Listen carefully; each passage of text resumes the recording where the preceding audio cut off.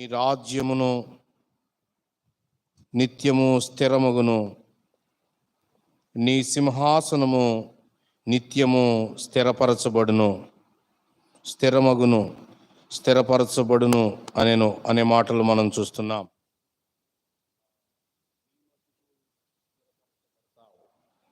నీ సింహాసనం స్థిరపరచబడుతుంది, నీ రాజ్యం స్థిరపరచబడుతుంది.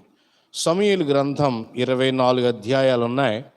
దీన్ని మనం అర్థం చేసుకోవాలంటే స్థిరమైన దావీదు సింహాసనం పరిపాలన ఈ గ్రంథం యొక్క ముఖ్యమైన ఉద్దేశం. తలలో ఉంచుదాం, ప్రార్థన చేద్దాం. దయాళుడైన మా తండ్రి, మహోన్నతుడా, ఘనుడా, శ్రేష్ఠుడా, నీకు స్తోత్రములు చెల్లిస్తూ ఉన్నాం. సమూయేలు 2వ గ్రంథాన్ని చదవటం కొరకై మీ సహాయాన్ని మేము కోరుతున్నాం. ఆత్మచేత విశేషమైన సుబోధ మేము పొందడానికి సహాయం చేయండి. గ్రంథాన్ని సరిగా విభజించడానికి, అర్థం చేసుకోవడానికి, ఆనందించడానికి సహాయం చేయండి. యేసుక్రీస్తు ప్రభు నామములో ప్రార్థన చేయుచున్నాము తండ్రి, ఆమేన్. క్రీస్తునందు ప్రియమైన సోదరి సోదరులారా, మనము ఆదికాండం మొదలుకొని ప్రతి పుస్తకం యొక్క రివ్యూ మనం చూస్తూ వచ్చాం.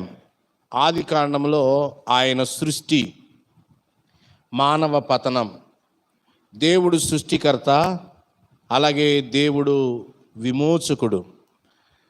నిర్గమకాండంలో అబ్రహామును ఎంచుకుని ఆయన కుమారుడు ప్రభువైన యేసుక్రీస్తు రావటం కొరకై ఆ సంతానాన్ని ఎంచుకున్నాడు. అది ఆదికాండం. కానీ 70 మందితో వెళ్ళినటువంటి వారు ఐగుప్తులో 6 లక్షల కాల్బలం అయ్యాక వాళ్ళు ఫరో చేతిలో చిక్కారు. కాబట్టి ఫరో చేతిలో నుండి ఆయన వారిని విడిపిస్తూ ఉన్నాడు. ఫరో కబంధ హస్తాల నుండి ఆయన వారిని విడిపిస్తున్నాడు. ఫరో, ఐగుప్తు, మనము కూడా లోకములో ఉన్న వాళ్ళం, అపవాది చేతిలో బంధించబడిన వాళ్ళం. నిర్గమకాండములో ఒక గొర్రె పిల్ల ద్వారా ఆ రక్తం ఆ లెంటిల్కి, ఆ పై ద్వారా కమ్మికి 2 నిలువు కమ్ములకి రాయడం ద్వారా సంహారదూత దాటిపోయాడు. మన ప్రభువైన యేసుక్రీస్తు కార్చిన అమూల్యమైన రక్తధారల్లో ఆయన మనల్ని కడిగాడు, కొన్నాడు. అది నిర్గమకాండం. నేను విమోచించబడిన వాడను, క్రీస్తు రక్తము చేత కడగబడిన వాడను, నా మీద నుండి సంహారదూత దాటిపోయాడు, నా సంకటములన్నీ తీరిపోయాయి. మరి ఇప్పుడు ఏం చేయాలి? లేవియా కాండం ఏం చెప్తుంది అంటే, ఆయన్ను ఆరాధించు. విశ్వాసి భూమి మీద ప్రభువుని ఏం చేయాలి? ఆరాధించాలి. ఆలయానికి రా, బలిపీఠము దగ్గరికి రా, గంగాళము దగ్గరికి రా, పరిశుద్ధ స్థలం, అతి పరిశుద్ధ స్థలం. పాత నిబంధనలో ప్రధాన యాజకుని ద్వారా ఆరాధన, క్రొత్త నిబంధన గ్రంథములో ప్రభువైన యేసుక్రీస్తు ద్వారా ఆరాధన. ఆయన మన ప్రధాన యాజకుడు అని చెప్తున్నాడు. అదే సమయంలో ఆరాధించటం మాత్రమే కాదు, మీరు యాత్రలో ఉన్నారు, ఈ లోక యాత్రలో ఉన్నారు. ఇది సియోను యాత్ర కదా, కనాను యాత్ర, ఇది ఆనంద యాత్ర, ఆత్మీయ యాత్ర, కుటుంబాలతో కలిసి విశ్వాసపు యాత్ర. సంఖ్యాకాండం అరణ్య యాత్రను సూచిస్తూ ఉంది. ప్రభు వచ్చేంత వరకు ఈ యాత్రలో మనం ఉంటాం. ఇక తర్వాత ద్వితీయోపదేశ కాండం, యాత్ర సాగిస్తూ ఉండగా దేవుని వాక్యం మనకు అవసరం. అందుకనే గ్రంథాన్ని మనం బాగా చదువుకోవాలి. అందుకనే నేను ఆదికాండం మొదలుకొని గ్రంథం మనందరికీ ప్రియమైనది కావాలి అని క్లుప్త వివరణ నేను మీకు అందించడం జరిగిస్తూ ఉన్నాను. ద్వితీయ ఉపదేశం, 2వసారి ఆయన ఉపదేశాన్ని ఇస్తున్నాడు. అప్పటికే ఐగుప్తు నుండి బయలుదేరిన ఆ మొదటి 6 లక్షలు అరణ్యములో సంహరించబడ్డారు. మరి ఇప్పుడు ఇక కొత్త 6 లక్షలు అరణ్యంలో పుట్టారు. వారు యొర్దాను దాటుతారో, కనానులో ప్రవేశిస్తారో, వారికి కొత్త నాయకుడు అవసరం. ఆ కొత్త నాయకుడు యెహోషువ. యొర్దాను దాటించాడు, కనానులోనికి ప్రవేశపెట్టాడు. యెహోషువ గ్రంథం మొదటి 5 అధ్యాయాల్లో వారికి ఉన్న కొత్త నాయకుడు. రెండవది, అక్కడున్నటువంటి ఆ 31 రాజులతో 7 జాతులతో యెహోషువ సారథ్యములో జరిగిన యుద్ధాలు. మన విశ్వాస జీవితంలో యుద్ధాలు ఉన్నాయి, పోరాటాలు ఉన్నాయి. అపవాదితో పోరాటం అది ప్రభు జరిగించాడు. మనకున్న పోరాటం శరీరముతో పోరాటం, మనకున్న పోరాటం లోకముతో పోరాటం. యెహోషువ ఓటమి లేని నాయకుడు. ప్రతి విశ్వాసి కూడా ఈ లోకములో ఓటమి లేనిటువంటి వాళ్ళం. కారణం, లోకమును జయించిన విజయం మీ యొక్క విశ్వాసమే. ఎవరు విశ్వాసముతో నడుస్తారో వారు జయాన్ని పొందుతారు. ఎవరు విశ్వాసముతో నడవరో వారు ఓడిపోతారు. యెహోషువ కొత్త నాయకుడు, వారికి ఉన్న కొత్త పోరాటం. ఎంత గొప్ప పోరాటం!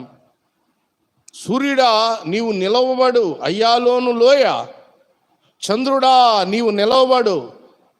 ఆ యోధుడు ప్రార్థించగా ఆ గొప్ప విజయాన్ని ఇశ్రాయేలీలు కలిగి ఉన్నారు. తర్వాత వారికి భూభాగాన్ని పంచాడు. అది యెహోషువ గ్రంథం. ఇక యెహోషువ చనిపోయే కాలానికి న్యాయాధిపతుల గ్రంథానికి వస్తున్నాం. న్యాయాధిపతుల గ్రంథంలో ఇశ్రాయేలీలకు రాజు లేడు, వాక్యం లేదు. ఏ కనానీయుల మధ్య దేవుని పిల్లలు మాదిరిగా ఉండాలో అదే కనానీయుల మధ్య కనానీయుల వలె నివసిస్తూ ఉన్నారు. అందువల్ల ఇశ్రాయేలీలు దేవుని ఉద్దేశాన్ని వారు పాడు చేశారు. ఆ కాలంలోనే రూతు ఉదంతాన్ని కూడా మనం చూస్తాం. రూతు గ్రంథములో దావీదు ఏ విధంగా రాజుగా వారికి పరిచయం చేయబడ్డాడో మనం చూస్తున్నాం. మన జీవితం ఎగుడు దిగుడులు గుండా వెళ్తూ ఉంటుండగా ఎత్తుకు వెళ్ళినప్పుడు పొంగిపోవద్దు, లోపలికి కిందకి దిగజారిపోయినప్పుడు కృంగిపోవద్దు. సోదరి సోదరులారా, మనందరి పట్ల దేవుడు ఘనమైన ప్రణాళిక కలిగి ఉన్నాడు. రాజైన దావీదు ఉనికిలోనికి రావడాన్ని మనం చూస్తున్నాం. సమూయేలు మొదటి గ్రంథంలో ఆనాడు పాడైన నాయకత్వాన్ని గురించి చెప్పాడు. అన్న ఒక మగ పిల్లవాని కొరకై ప్రార్థించుట, ఇశ్రాయేలీయులకి నాయకుడు కావాలని ప్రార్థించుట, ఆమెకు సొంతు లేకుండుట ఇశ్రాయేలీయులకు నాయకుడు రావటానికి గల కారణమైంది. మన శ్రమ, మన బాధ ద్వారా ఆయన మహిమపరచబడతాడు. ఒక అవమానం మనకు ఎదురైతే ఆ అవమానములో మనం ప్రభు పాదాలు పట్టుకున్నప్పుడు దానిలో నుండి ఆయన మహిమ వెల్లడవుతుంది. మన కొరతలను, మన అక్కరలను ఆయన తొలగించి ఆయన మహిమపరచబడతాడో విశ్వాసులంగా ఆయన పాదాలు విడిచిపెట్టకూడదు.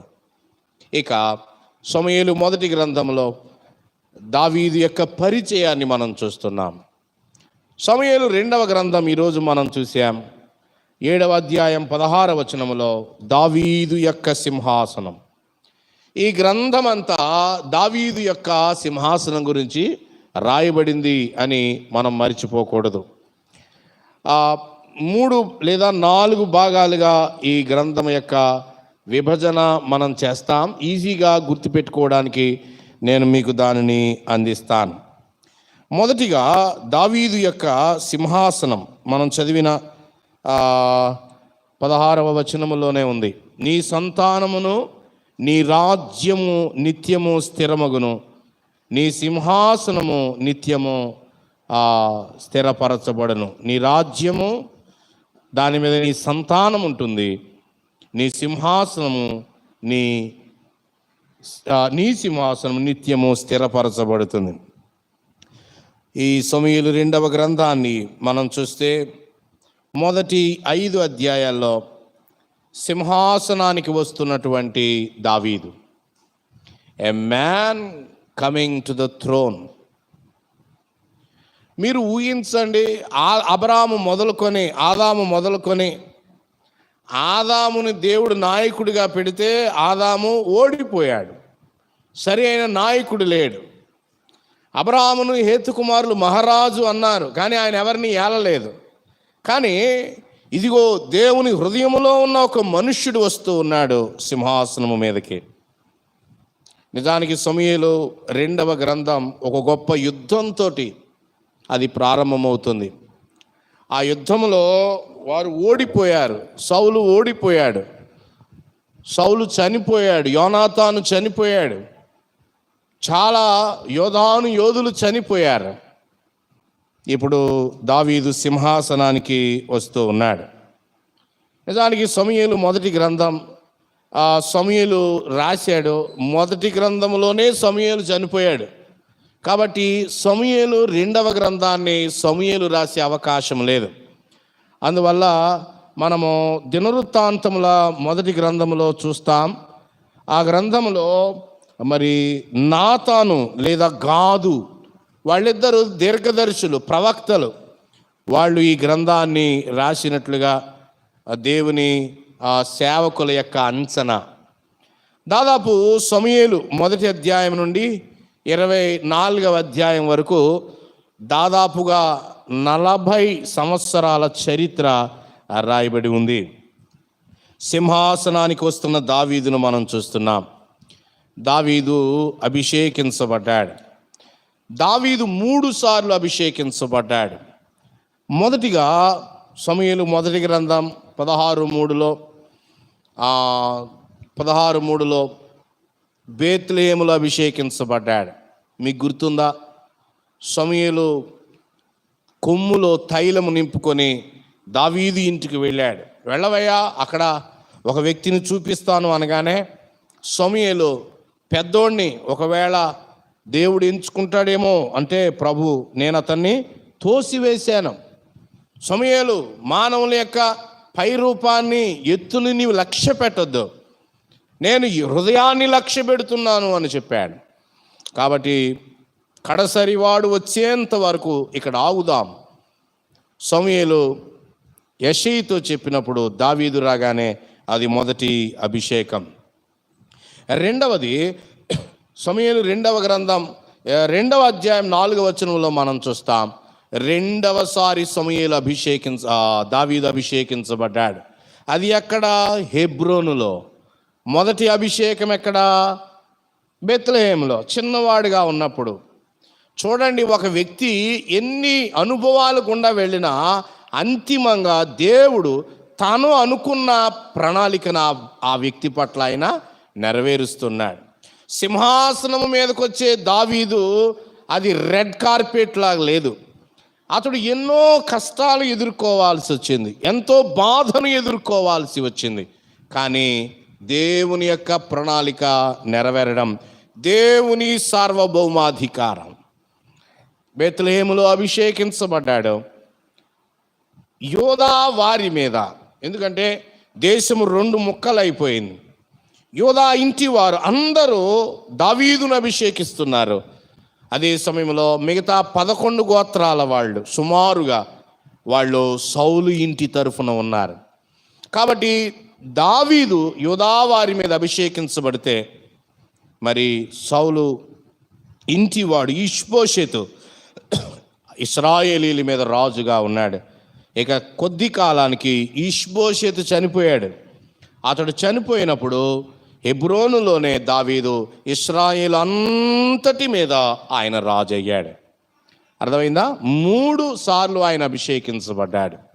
మొదటిగా తన ఇంటిలో ఆయన ప్రైవేట్గా అభిషేకించబడ్డాడు. రెండవది కేవలం యూదా గోత్రీకుల మీద రాజుగా అభిషేకించబడ్డాడు.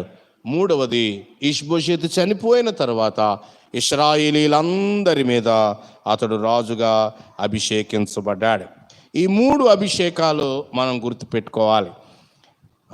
అతడు ఇశ్రాయేల్ అందరిపైన నాయకుడయ్యాడు. 5వ అధ్యాయం 3వ వచనంలో ఆ మాట మనం చూస్తాం. దావీదు యొక్క అభిషేకాన్ని గుర్తుపెట్టుకోండి.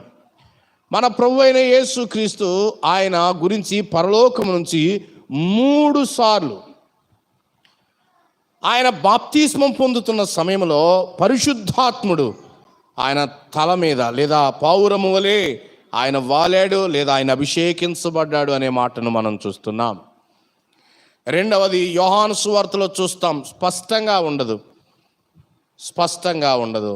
మూడవది రూపాంతర కొండ మీద ప్రభువుని గురించి మనం ఈయనే నా ప్రియ కుమారుడు, ఈయన యందు నేను ఒక స్వరము. మన ప్రభు అయిన దావీదు కేవలం ఇశ్రాయేలీల మీద మాత్రమే, మన ప్రభు అయిన యేసు క్రీస్తు ఆయన రాజులకు రాజు, ప్రభువులకు ప్రభు, ఇష్టుడు. నోవహు కాలంలో బయటకు పంపబడిన పావురం బయటికి వెళ్ళింది, నీళ్లు ఆరలేదు, నిలువ నీడ లేక మరలా పావురం ఎక్కడికి వచ్చింది? ఓడలోనికి వచ్చింది. ఈసారి ఒక పావురం బయలుదేరింది, అది ఒక ఆయన మీద వాలింది. ఆయనే మన ప్రభు అయిన భూమి మీద దేవుని చేత రేపబడి ఆనందించబడే యేసు క్రీస్తు తప్ప మరొకడు లేడు. అందువల్ల మన ప్రభు ఎంత శ్రేష్ఠుడో మనం చూస్తూ ఉన్నాం. ఇది దావీదు యొక్క సింహాసనం. ఇలాగున ఆయన దావీదు సింహాసనం మీదకి వచ్చాడు. ఇక ఈ అధ్యాయంలో మనం చూస్తూ ఉన్నప్పుడు దావీదు రాజ్యం యొక్క సమీకరణ 5వ అధ్యాయం చూడండి.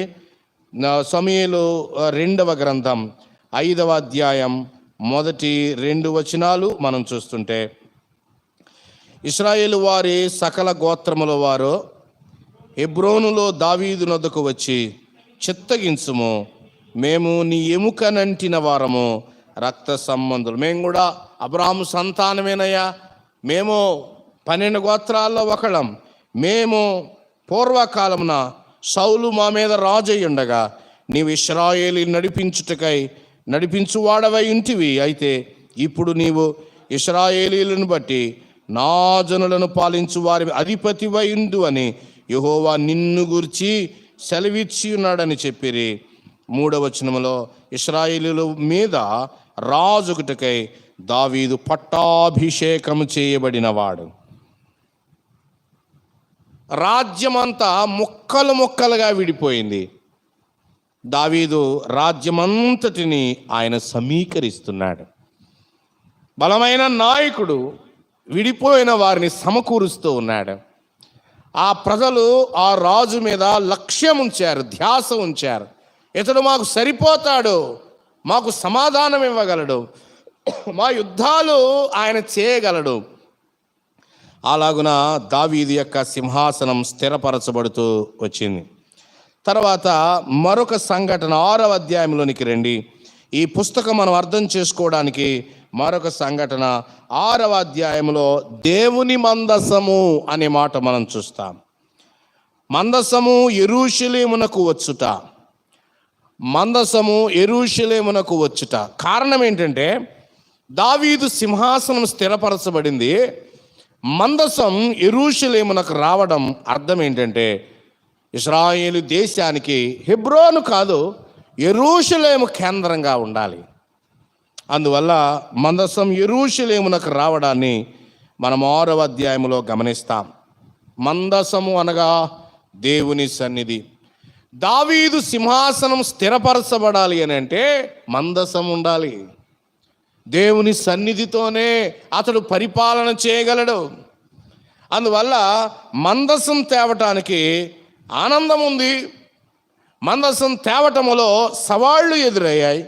మందసం తేవడంలో ఉజ్జా లాంటి వాడు ఆ మరణాన్ని అనుభవించాడు. కొత్త బండి ఎక్కించాడు కదా, ఆనందంలో కాని పని చేశాడు. మందసాన్ని నియమించబడిన యాజకులు మోయాలి. కొత్త బండి ఎక్కించారు. అబీనాదాబు యొక్క ఇంటిలో నుండి గిబియాలో ఉంది, అది బయలుదేరారు. సంతోషం. ఇన్ని ఏళ్ళు దేవుని సన్నిధి లేకుండా ఆయన పిల్లలు ఎలా బ్రతికారు? అరణ్యములో ఆయన సన్నిధి ఇచ్చాడు. మేఘస్తంభం, అగ్ని స్తంభం ఆ మందసం మీద నిలవబడినప్పుడు ఆయన సన్నిధిని బట్టి వారికి భద్రత ఇవ్వబడింది, రక్షణ ఇవ్వబడింది, వారికి పరిశుద్ధత, సెపరేషన్ ఇవ్వబడింది. మిగతా దేశాల వాళ్ళు ఇశ్రాయేలుని చూసి భయపడేవారు. కానీ ఓఫ్నీ, ఫినెహాసుల అపాయకరమైనటువంటి ఆలోచనలను బట్టి దేవుని పిల్లలకు దేవుని సన్నిధి ఎడము చేయబడింది. ఆనందం. ఈ రోజున మందసం రావడం, తంబుర, సితార, స్వరమండల, మృదంగం, పెద్ద తాళం మొత్తం అన్నీ వేసుకుని వస్తూ ఉంటుండగా, ప్రియులారా, దావీదు తొందరపాటు చేస్తూ ఉంటుండగా, పని మంచిదే కానీ తొందరపాటు మంచిది కాదు. ప్రియులారా, ఎడ్లు కాలు జారాయి, మందసం ఒరిగిపోతుంది. ఉజ్జా చెయ్యి చాపి పట్టుకున్నాడు కదా. ఆ ఉజ్జా చెయ్యి, దేవుని కోపం నిజానికి దావీదు మీద రావాలి, కానీ ఉజ్జా మీదకి రావడానికి గల కారణం ఏంటంటే, మందసం పడిపోతే మట్టి అయిపోయినా పర్వాలేదు, కానీ అపవిత్రుడు ఆయన మందసాన్ని ముట్టుకోవడానికి వీలు. ఆయన సన్నిధి ఏం చెప్పాడు ఆయన? ప్రధాన యాజకుడు సైతం ఎన్నిసార్లు రావాలి సంవత్సరానికి? ఒక్కసారి. ఆయన సన్నిధిని హ్యాండిల్ చేయడం రావాలి, ఆయన సన్నిధిలో భయపడటం రావాలి, ఆయన సన్నిధిలో జాగ్రత్తగా ఉండడం రావాలి, మోకరించడం నేర్చుకోవాలి, ఎంపిక చేయబడిన పదాలతో ఆయన దగ్గరికి వెళ్ళడం నేర్చుకోవాలి, గడగడలాడాలి, వణకాలి, ఆయన ప్రభావాన్ని గుర్తించాలి, ఆయన సింహాసనం గుర్తించాలి. ఉజ్జా లాంటి వాడు పుసుక్కున అలా చేయి వేస్తే అక్కడికక్కడ ఏమైపోయాడు? మరణించాడు. పెరేజ్ ఉజ్జా అని చెప్పాడు. ఈనాడు మనకు పాఠం. ఆయన సన్నిధిని, ఆయన మందసాన్ని మనము ఏ విధంగా గౌరవిస్తున్నాం, ఆయన సన్నిధిని ఏ విధంగా మనము ఆనందించగలుగుతున్నాం. ఇది 5వ లేదా 6వ అధ్యాయంలో మందసం ఆయన సన్నిధి. ఉజ్జావలే ప్రవర్తించడానికి వీల్లేదు. ఆయన సన్నిధిలో జాగ్రత్తగా ఉండాలి. నీవు దేవుని సన్నిధికి వెళ్ళేటప్పుడు నీ మాటలు జాగ్రత్తగా ఉండాలి, తక్కువగా ఉండాలి, అన్యజనులు మాట్లాడేటట్టుగా మాట్లాడకూడదు. అందుకని దేవుని పిల్లలమైన మనం ఆయన సన్నిధిని నేర్చుకుంటాం. ఇక 7వ అధ్యాయానికి వస్తే దేవుడు దావీదుతో చేసినటువంటి నిబంధన మనకు కనబడుతుంది. The covenant. 7వ అధ్యాయం అంతా ఏంటి ఆ నిబంధన? మనం ఇప్పుడే చదివాం కదా. దావీదు, నీ సంతానం స్థిరపరచబడుతుంది.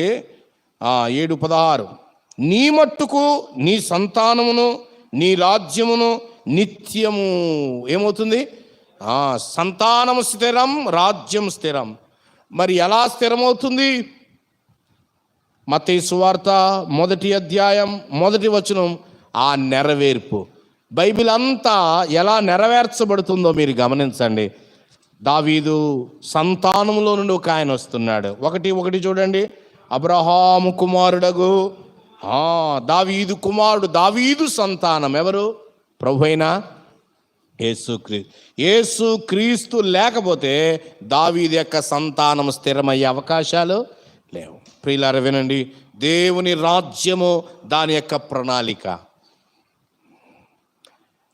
నీ సంతానం స్థిరం. అంత మాత్రమే కాదు, ఇంకా నీ ఇదేది స్థిరం అని చెప్పాడు? నీ యొక్క సింహాసనం స్థిరం. ఎల్ల వేళలా మనకొక్కడే పాలకుడు, మన ప్రభు అయిన యేసు. ఆయన సింహాసనం స్థిరం. ప్రియులారా వినండి, యెరూషలేములో ఆయన సింహాసనాన్ని స్థాపించబోతున్నాడు. ఈనాడు ఆయన సింహాసనం ఎక్కడుంది? సంఘములో ఉంది.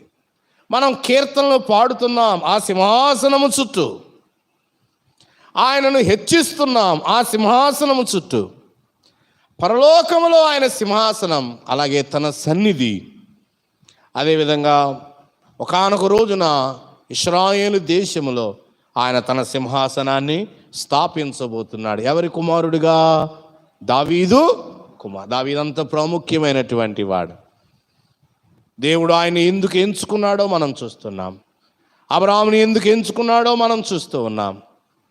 అతి సామాన్యులను ఆయన తన ఘనమైన ప్రణాళిక కొరకై ఆయన ఎంచుకున్నాడు. 7వ అధ్యాయంలో యేసుక్రీస్తు ద్వారా ఈ వాగ్దానం నెరవేరింది అని మనం చూస్తున్నాం.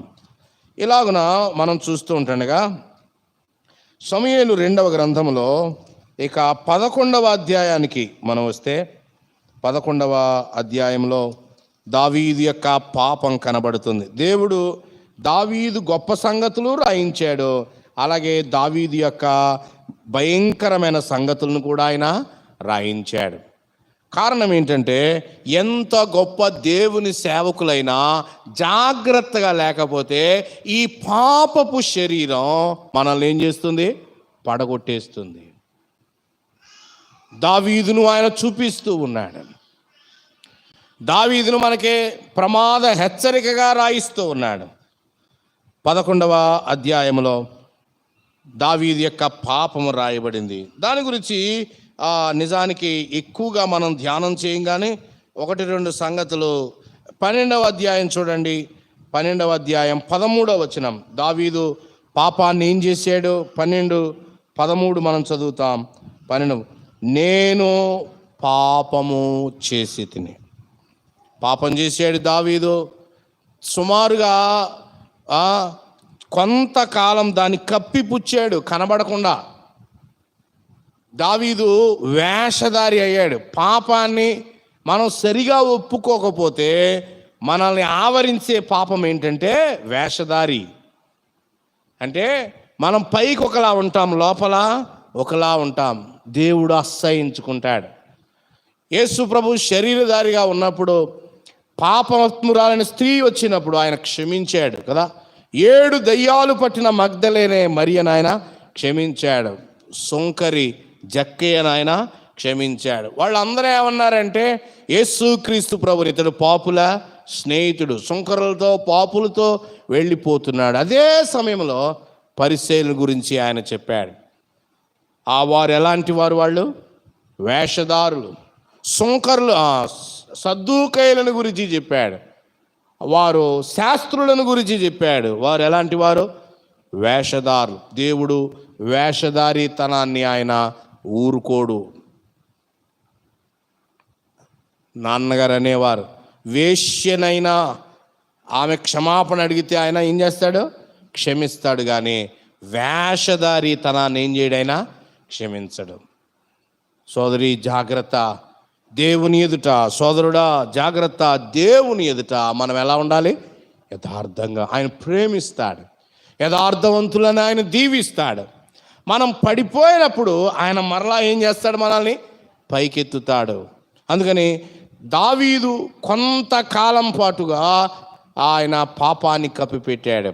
దావీదు ఎలాంటి వాడు అని అంటే, ఆ పాపాన్ని కప్పిపెట్టడానికి ఆరంభంలో యథార్థత లేదో ఒకదాని తర్వాత ఒకటి. ప్రియులారా వినండి, మోషే మొదటిగా ఎన్ని ఆజ్ఞలు ఇచ్చాడు వారికి? 10 ఆజ్ఞలు. 10 ఆజ్ఞల్లో చివరిది ఏంటి? నీ పొరుగువానిది ఏది ఏం చేయొద్దు, నీ పొరుగువాని భార్యను కూడా ఏం చేయొద్దు అన్నాడు. మొదట దావీదు ఏం చేశాడు? పొరుగువాని భార్యను. అలాగున 10 ఆజ్ఞల కింద నుంచి పైకి ఒక్కొక్కటి మీరుతూ వచ్చాడు. నీ నా జీవితంలో ఒక పాపానికి గనక ఫుల్ స్టాప్ పెట్టకపోతే ఆ పాపం మిగతా అనేకమైన పాపాలకి ఏం చేస్తుంది? దేవుని దాసులుగా చాలాసార్లు నెత్తి నోరు బాదుకుని ఒకే చోట ఆపేయమని ఎందుకు చెప్తురా మనకే? భక్తి కలిగిన వాళ్ళు అంటే ఒక్క చోట అది ఆపకపోతే ఏమైపోతుంది? మధ్యలో మీరు చూస్తారు, నరహత్య చేయవద్దు. బత్షెబా భార్య కదా, భర్త అతడు ఊరియాని ఏం చేయించాడు? దావీదు చంపాడు. పాపాల్లో 2 రకాలు. బత్షెబాతో నేరుగా పాపం చేయడం, ఇన్వాల్వ్ అవ్వటం. రెండవది నేరుగా కాకుండా మరొక వ్యక్తి ద్వారా కూడా ఏం చేయించడం. కాబట్టి ప్రత్యక్ష పాపాలు ఉన్నాయి, అలాగే పరోక్షమైన పాపాలు కూడా ఉన్నాయి. దావీదు తన పాపానికి ఫుల్ స్టాప్ పెట్టేంత వరకు ఎంతగా అతడు పతనమైపోయాడో చెప్తున్నాడు. 32వ కీర్తన 51వ కీర్తన మనం చూస్తే ఎంతగా విలపిస్తున్నాడు. నేను నీ దాసుని ఎంత పాతకానికి ఎలా ఒడిగట్టాను, ఏడుస్తూ ఉన్నాడు. కన్నీటి పర్యంతమయ్యాడు. నిజమైన విశ్వాసి పాపము మన జీవితంలోనికి రాగానే తెలిసాక ఏమవ్వాలి? కన్నీటి పర్యంతం కోలు. కొంతమంది ఎలా ఒప్పుకుంటారంటే, దేవా ఒకవేళ నేను ఏదైనా పాపం చేసేమో లేదో మనకు తెలీదా, కానీ మాట అన్నామో లేదో తెలుసో తెలీదా, దేవుడు ఏ అంటే ఆ ప్రార్థన చెత్తబుట్టలోకి తోసేస్తాడు. పాపం ఏమైతే చేసామో దాన్ని ఎగ్జాక్ట్గా అలా చెప్తే ఆయన ఏం చేస్తాడు? మనల్ని కనికరిస్తాడు, క్షమిస్తాడు, విడిపిస్తాడు. దావీదు నేను పాపం చేశాను అని ఒప్పుకున్నాడు. ప్రియులరా, ఫరో నేను పాపం చేశాను అని అన్నాడు. ఎందుకు అన్నాడో? నిజమైన పశ్చాత్తాపం కాదు. అదేంటంటే, ఎలాగైనా దేవుడు కొడతాడు నన్ను కాబట్టి తప్పించుకోవాలి అని నేను పాపం చేశాను అంటున్నాడు. నిజానికి అది చాలా ప్రమాదకరమైనటువంటిది. పాపానికి పర్యావసానం ఉంది. దాన్ని తప్పించుకోవడానికి యుక్తిగా అడుగుతూ ఉన్నాడు. ఆకాను పాపం చేశాడు, తెలిసి పాపం చేశాడు. ఆ శిప్తమైనది ముట్టుకోవద్దు అంటే పాపం చేశాడు. అతడు కూడా చెప్పాడు పాపం చేశాను అని. కానీ ఎప్పుడు చెప్పాడు? తన పాపము బహిర్గతం. దేవుడు మనకి సమయం ఇస్తున్నప్పుడే పాపమును ఒప్పుకొని మనం బయట. ఆకాను చనిపోయాడు, ఆయన భార్య చనిపోయింది, బిడ్డలు చనిపోయారు. తనకున్నదంతా రాళ్ల చేత కొట్టబడేంత వరకు పాత నిబంధన కాలంలో నిజానికి అదే దేవుడు ఈ రోజున కూడా ఉన్నాడు. కృప ద్వారా నీవు నేను మరొక రోజు వస్తామని ఎదురు చూస్తున్నాడంతే. ఆ కోరు లోయ రాళ్ల కుప్పగా వేయబడగా రక్తమూడి చనిపోయాడు. ఫరో ఒప్పుకున్నాడు, కానీ సరైన ఒప్పుకోలు కాదు. ఆకాను ఒప్పుకున్నాడు, సరైన ఒప్పుకోలు కాదు. సౌలు కూడా ఒప్పుకున్నాడు. సమూయేలు ముఖం చూడలేక సమూయేలు మెప్పిందాం, దేవుణ్ణి కాదు, ఎవరిని? సమూయేలు అత్తమాటు ఏదో ప్రసంగం చేస్తాడు కాబట్టి సమూయేలు బెడద పోవాలంటే నీకోసం ఒప్పుకుంటున్నానయ్యా అన్నట్లుగా పాపాన్ని అలా ఒప్పుకోవడం వల్ల ఏం ఉపయోగం లేదు. ఇస్కరియోతు యూదా కూడా ఒప్పుకున్నాడు పాపం చేశానని, కానీ క్షమాపణ అతని ఒప్పుకోలు ఎలాంటిదంటే, అతని ఒప్పుకోలు అతని మనస్సాక్షి గుచ్చుతుంది. నువ్వు ఎవరి రక్తం అప్పచెప్పావు? నిరపరాధి రక్తం, యేసు ప్రభు రక్తం. 3.5 సంవత్సరాలు ఉన్నావు, ఆయన ఎలాంటోడో నీకు తెలియదా? నిరపరాధ రక్తం అప్పచెప్పే అతని మనస్సాక్షి గుచ్చుతూ ఉంటుండగా తట్టుకోలేక ఏమన్నాడు? కొంతమంది మనస్సాక్షి గుచ్చి ఒప్పుకుంటారు, అది కూడా సరైంది కాదు. ప్రియులారా వినండి, దావీదు దేవునికి భయపడ్డాడు. నేను ఒక కార్యం చేశాను, ఈ కార్యం నా ప్రభువుకి ఏమాత్రం ఇష్టం, అందుకు నాకు కూడా ఏమి లేదు, అది సరైన ఒప్పుకోలు. కొంతమంది దొరికిపోతామేమని ఒప్పుకుంటారు, కొంతమంది దేవుడు కొట్టేస్తాడేమని ఒప్పుకుంటారు కదా, కొంతమంది రకరకాలుగా తప్పించుకోవడానికి. కాదు కాదు కాదు, దేనిలో మనం చిక్కుకున్నామో బయటికి రావాలంటే, దేవా నీకు ఇష్టం లేదో నాకు కూడా ఇష్టం, నన్ను క్షమించు. దావీదు చేసినటువంటిది దైవ భయము. పాపాన్ని పాపముగా ఒప్పుకోవాలంటే మనకేం కావాలి? దేవుని భయం. దేవుని భయము లేకపోతే ఎవ్వడు పాపాన్ని ఏం చేయడు? ఒప్పుకోడు. మనకి నష్టం. నాలో ఎంతగా దేవుని భయము పెరుగుతుందో నాలో అంతగా ఒప్పుకోవడం ప్రారంభమవుతుంది. పాపం చేశాక మాత్రమే కాదు, నేను బలహీనుని ప్రభువా, నీ దివ్యమైన మహిమ ఎంత ఉంది, ఒకవేళ నేను పొరపాటున పడిపోతానేమో, పశ్చాత్తాప మనసుతో ఉండుట. దైవ భయం. ఒక గుహలో రాత్రివేళ ఒక రాజుగారు తప్పించుకుని పరిగెత్తుకుని చీకటి పొద్దు అవుతున్న కొలది గుహలోనికి దూరాడు. రాత్రి అంతా ఏవేవో శబ్దాలు వినబడతా ఉన్నాయి. ఏమున్నాయో ఆయనకి తెలియదు. ఉదయం అయింది, నెమ్మదిగా కాంతి గుహలోనికి ప్రవేశిస్తుండగా సింహం బయటికి నడుచుకుంటూ వెళ్తా ఉంది. గుండె అదిరిపోతుంది కదా. రాత్రి అంతా ఎక్కడున్నాను? సింహం. కొద్దిసేపు అయ్యాక మరొక జంతువు, మరొక పక్షి, మరొక పక్షి. ఇవన్నీ బయటికి ఎందుకు వెళ్తున్నాయి? లోపలికి ఏమొచ్చింది? వెలుగు. దైవ భయము లోపలికి వస్తే మనలోని పాపాలు ఏమవుతుంటాయి? బయటికి వెళ్ళిపోతూ ఉంటాయి. ప్రియులరా, తప్పిపోయిన కుమారుడు చూడండి, తండ్రిని ప్రేమించి వస్తున్నాడు. తప్పిపోయిన కుమారుడు ఒప్పుకోలు, నిజమైన ఒప్పుకోలు. ఎలాంటి ఒప్పుకోలు? కొంతమంది ఏం చేశారంటే ఆ ఒప్పుకొని మళ్ళా డబ్బులు కొట్టేద్దామని రాలేదు రెండోవాడు. ఒకసారి డబ్బులు కొట్టేసాడు కదా, రెండోసారి మరలా ధనాన్ని ఏదోలాగా మోసం చేసి మా నాన్నే ఒప్పేసుకున్నట్టుగా నటించి మరలా డబ్బు కొన్ని రోజుల నుండి డబ్బు పట్టుకుని, అలాంటి ఒప్పుకోలు కాదు. ఏమన్నాడు తెలుసా? తండ్రి, నీకును పరలోకానికి విరోధంగా ఏం చేశానో పాపం. నిజమైన ఒప్పుకోలే, తిరిగి రావాలనే ఆశ. నా ప్రభు లేకుండా ఉండలేను, నా తండ్రి లేకుండా ఉండలేం, ఆయన సన్నిధి లేక, ఆయన వాక్యము లేకుండా నేను ఉండలేను. యోబు గ్రంథంలో చూడండి ఒక విశేషమైన వచనం. యోబు గ్రంథం 33వ అధ్యాయం. యోబు గ్రంథం 33వ అధ్యాయం 27వ వచనం చూడండి. అప్పుడు వాడు మనుష్యుల ఎదుట సంతోషించుచు ఇట్లు పలుకును, యథార్థమైన దానిని వ్యత్యాసపరిచి నేనేం చేశాను? పాప అయినను దానికి తగిన ప్రతీకారము నాకు చేయబడలేదు. ప్రియులారా వినండి, పశ్చాత్తాపపడితే మనకు ప్రతీకారం చేయబడదు, ఆయన మనల్ని క్షమిస్తాడు. దేవుడు పాపాన్ని మనం ఒప్పుకోగానే ఆయన చేసే ఒక 7 పనులు ఉన్నాయి. ఒక విశ్వాసిని పాపం జరిగిస్తూ ఉంటే దేవుడు ఎలా వ్యవహరిస్తాడు? ఇదే దావీదు 32వ కీర్తన మొదటి 2 వచనాల్లో చెప్తున్నాడు. 32వ కీర్తన మొదటి 2 వచనాలు దావీదు ఏం చెప్తున్నాడు చూడండి. కీర్తనల గ్రంథం 32. ప్రాయశ్చిత్తము అనే మాట చూడండి. ప్రాయశ్చిత్తము అంటే తెలుగులో కప్పుట.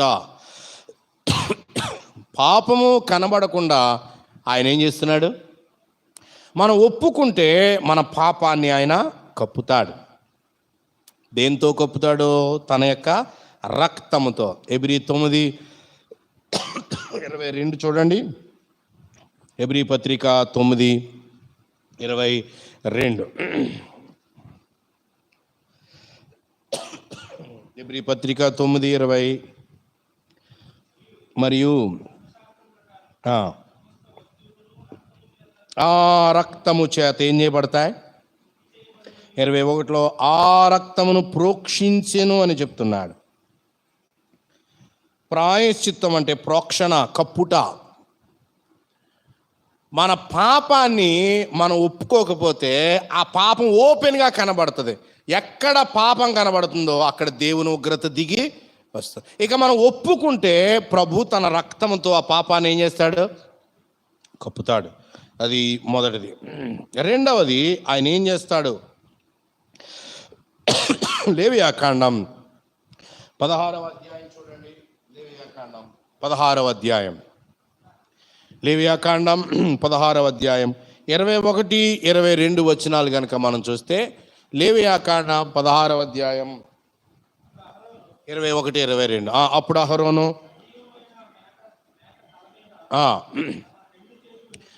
మోసుకొని పోవుట. ఆ మొక్క గమనించండి చాలు, మనకు సమయం లేదు. ఏం చేయాలి? మోసుకొని ఆ పాపాలను ఏం చేస్తాడైనా మన నుంచి దూరంగా. ఒకవేళ నువ్వు ఒప్పుకోకపోతే ఆ పాపం ఎక్కడుంటుంది? నీ దగ్గరే.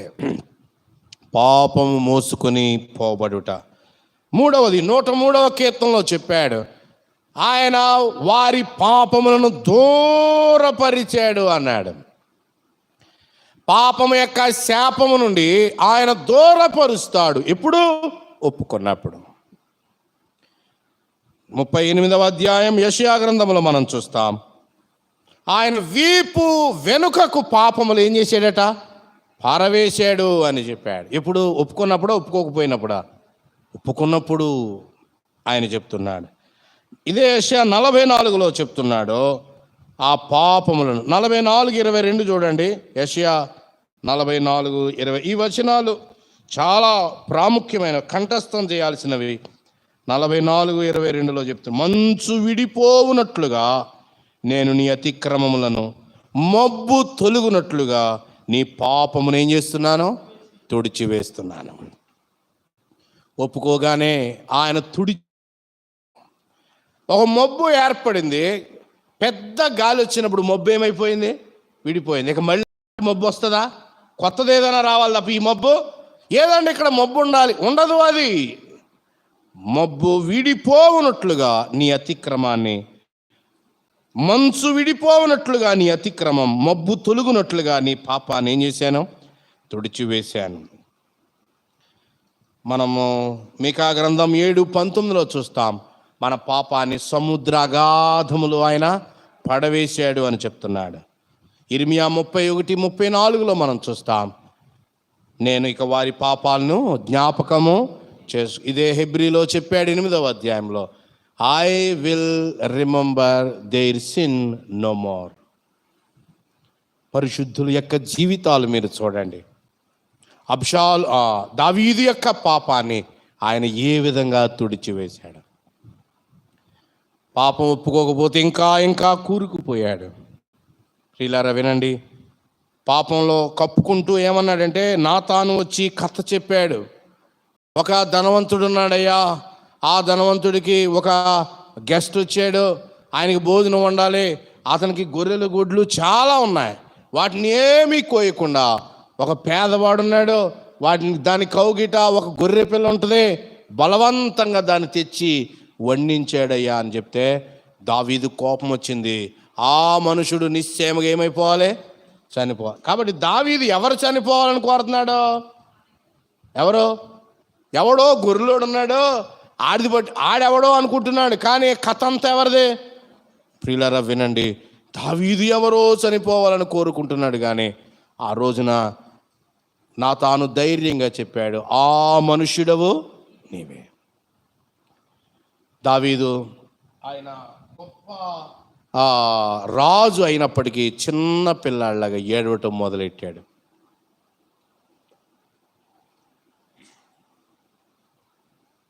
పాపం చేసిన వాడిని నేనే.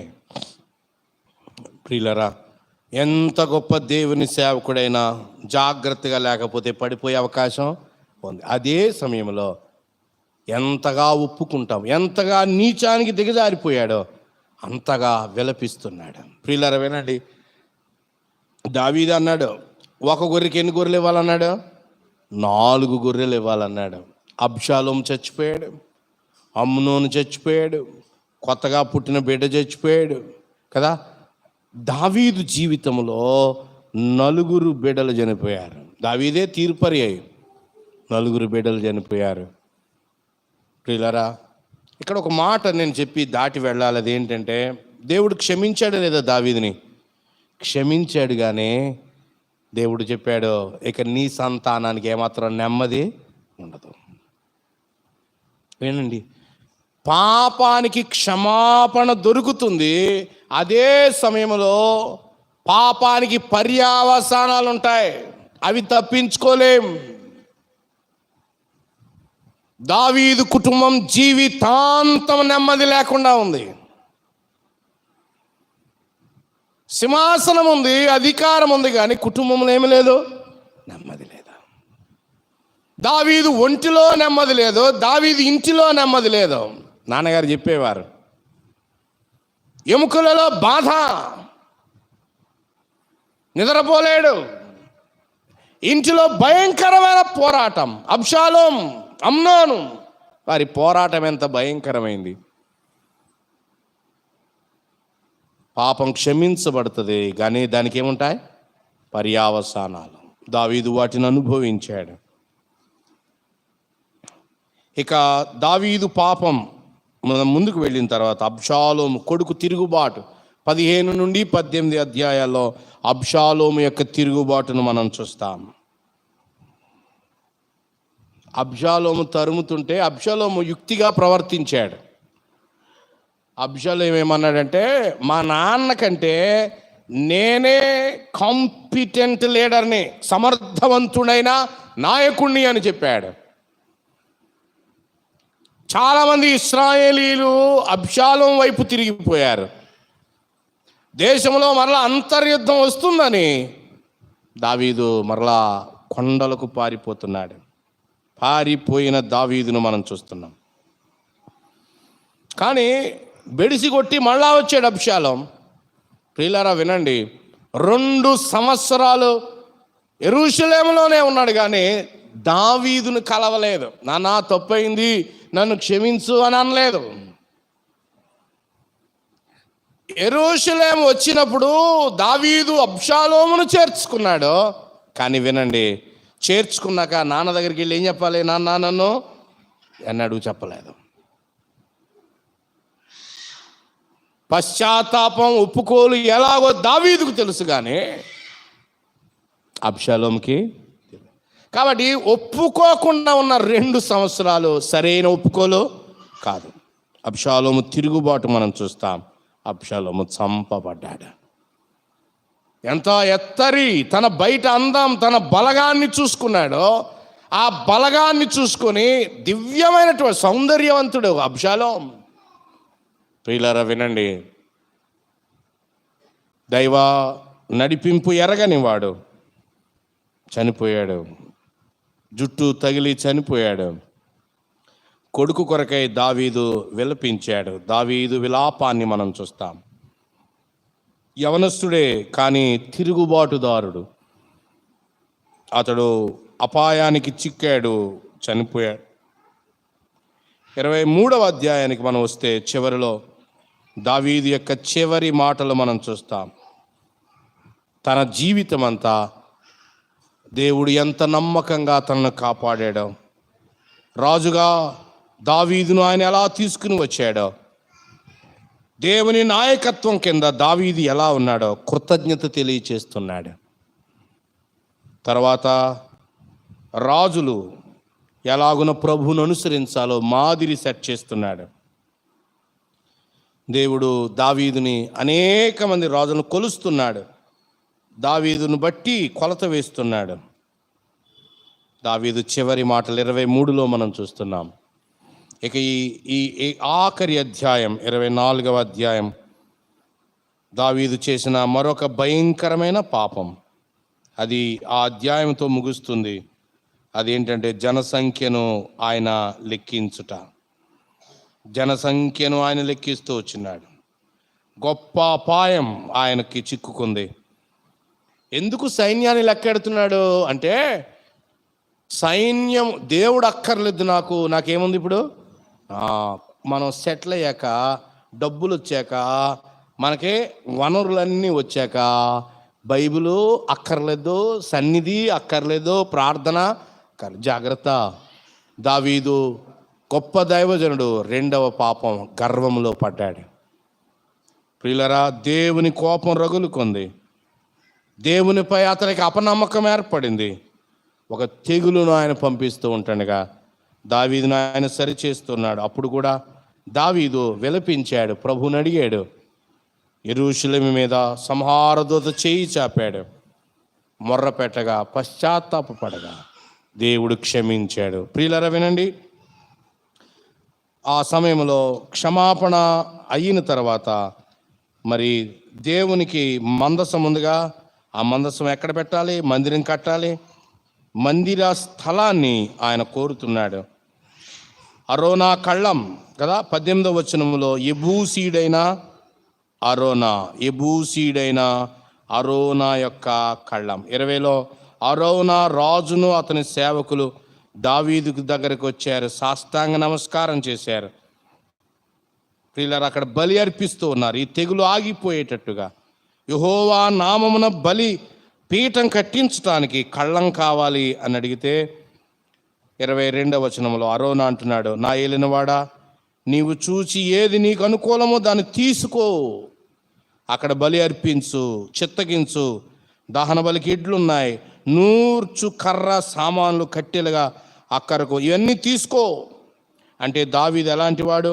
ఫ్రీగా వచ్చిందని తీసుకునేవాడు కాదు. 24వ వచనం, అందుకు రాజు, నేను అలాగూ తీసుకో, వెల ఇచ్చి నీ యొద్ద, వెల ఇయ్యక నేను. దేవుని పని ఎలా చేయాలి? మనం ఫ్రీగా వచ్చిందని మల్లపకూడదు, వెల ఇచ్చి పని చేయాలి. అబ్రహాము శారా కొరకై ఆయన శారా కొరకై సమాధిని, ఆ పొలాన్ని, ఆ మక్పేలా గుహను ఆయన కొంటున్నాడు. అలాగే దావీదు అరోనా కళ్ళాన్ని కొంటా ఉన్నాడు. బైబిల్లో ఉన్నది ఏంటంటే, మీరు సత్యాన్ని వెల ఇచ్చి కొనుక్కోండి. ఊరకనే రాదు భక్తి, సత్యం. మనము వెల ఇవ్వాలి, సమయం ఖర్చు పెట్టాలి, సంబంధాలు త్యాగం చేయాలి, సత్యం కొరకై నిలబడాలి. ఎవరు వెల ఇస్తారో సత్యం కొరకై, ప్రభు ఆ సత్యాన్ని వారికి అనుగ్రహిస్తాడు. ఓరకనే నేను తీసుకోను, వెల ఇచ్చి నేను కొంటాను. ప్రియులారా, 25వ వచనములో ఆ తెగులు ఆగిపోయేను అని మనం చూస్తున్నాం. ఆ తెగులు ఆగిపోయేను. అక్కడే సొలొమోను కాలంలో దేవాలయం కట్టబడింది. యెబూసు అంటే యెరూషలేములో దేవాలయం కట్టబడింది. ఇది సమూయేలు గ్రంథం యొక్క క్లుప్త 2వ గ్రంథం యొక్క వివరణ. దేవుని సార్వభౌమాధికారం, పాపం యొక్క పర్యావసానం, దేవుడు తన నిబంధనను, వాగ్దానాన్ని స్థిరపరచటం, దేవుని నాయకత్వం, దేవుని న్యాయం. దావీదు కదా అని ఆయన ఊరుకున్నవాడు కాదు. దావీదుకు కూడా, నీకు నాకు కూడా ఒకే న్యాయం. దేవుడు ఎంత న్యాయం కలిగిన వాడు. అలాగున ప్రభువుకి మనల్ని మనం అప్పగించుకుందాం, ఆయన సన్నిధిని కోరుకుందాం, భయభక్తులు కలిగి జీవిద్దాం. సమూయేలు 2వ గ్రంథాన్ని మరలా చదువుకుందాం, ప్రభువుపై ఆధారపడతాం. దయగల తండ్రి, బైబిల్ స్టడీలో సమూయేలు 2వ గ్రంథం యొక్క రివ్యూ నాయన కొంత చూడడానికి మీరు మాకు సహాయం చేశారు. నీ సన్నిధిని ఎలాగున వ్యవహరించాలో, నీ వాగ్దానాలు మీరు ఎలా నిలవబెట్టుకుంటున్నారో, పాపం చేసిన దావీదుపై ఎలాంటి చర్యలు మీరు తీసుకున్నారో, తిరుగుబాటు చేసిన అబ్షాలోము ఏమైపోయాడో, ఇంకా దావీదు పారిపోయిన అనుభవం, ఇంకా ఎన్నో ఈ గ్రంథంలో మాకు పాఠాలుగా రాయించారు. మా ప్రియ ప్రభువా, నీ వైపు మా హృదయాన్ని తిప్పి యథార్థంగా భక్తిగా ఉండడానికి సహాయం చేయండి. మా జీవితాల్లోంచి వేషధారణ తొలగించండి. పాపం పట్ల నీవు ఎలా వ్యవహరిస్తున్నావో మేము చూసాం. మా పశ్చాత్తాపం యథార్థమైనదిగా ఉండడానికి సహాయం చేయండి. నీ ప్రియకుమారుడు మా ప్రభువైన యేసుక్రీస్తుని మురానున వ్రేలాడదీసి మా సర్వ పాపానికి పరిహారాన్ని మీరు కలిగించారు. స్తోత్రాలు చెల్లిస్తున్నాం నాయన.